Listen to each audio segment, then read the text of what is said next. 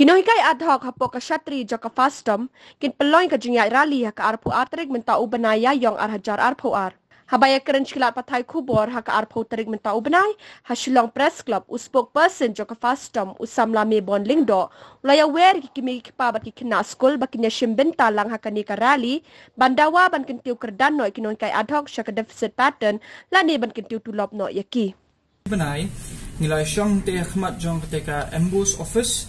bangin persya ya ke sorkar ba kam shimla sngap ya kita ke jing dawa jongi ha ka bangila dawa khanyu tarik jong kala lingkot mentaus nam ba ka sorkar kan kentiu no ya ka kardan jongi na ka ad hoc sha ka deficit ba ha ka khat pratrik ka bangila ya kendu ba u officer sorkar u Ambrose Marak ha ka bangi yo ban ya kran ba u ba nilai yo ban ya pleu jumut ba nilai yo ruban pha ka proposal hendai hadu menta kata ka proposal ka bangi pha Syaisa Ambrose 40 sunuru tikumta nadu ka arpui tarik jong u March nila ya lumlang ya ki dukhat nohikai jong ka ad hoc na keleng ka jalla mikhalia bai nila ya pelong ya ka jingelang te Hamadan Malki ti hadian kata nila ya don ya kan ka sit in demonstration nanti ya khmat jong ka ambush office Balashi benai ke sorkar kampat don kata ka response naka ikumta hakani ka arpu artarik jong u April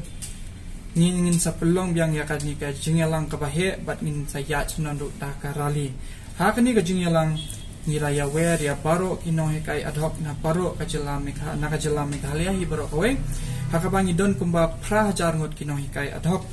bangila ya weru ya ki kena school ki ki ex students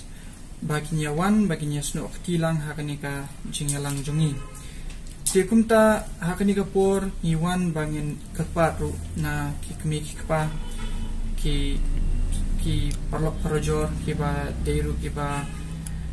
ya danlang hakani ka jela mikhalia ki baginya smutu ya kata ka jing jenjar jong hikai bat baginya wan chakmat baginya sno ktilang baginya support ya kata ka jing dawa jongi na ka sorkar ke kumba pitephi ba kinohikai LP ke yo tangkar arajar kinohikai UP yo kanriu kinohikai secondary yo arpau bat kinohikai high secondary yo apusau bat nadu kasnam arajar kanriu hadu menta kampat don kanu ka enhancement ani kampat don kanu ka increment te kumta ngilaya dawa na ka sorkar kelale menti te ngiru nila kujmut banginya chakmat akan ni garali bat ba ninya lebet hadu banginda yo